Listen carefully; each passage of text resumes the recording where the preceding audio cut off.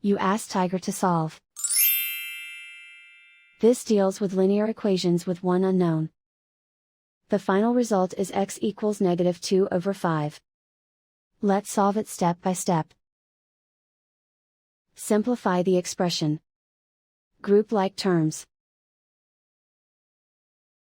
Simplify the arithmetic. Group like terms. Simplify the arithmetic.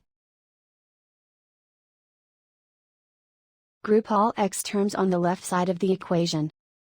Add 3x to both sides. Group like terms. Simplify the arithmetic. Group like terms.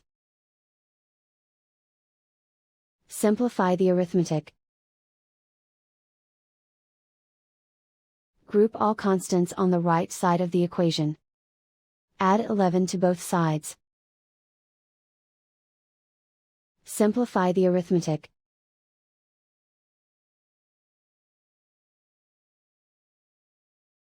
Isolate the x.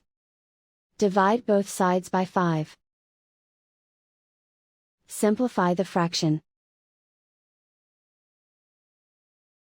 And so the final result is x equals -2/5.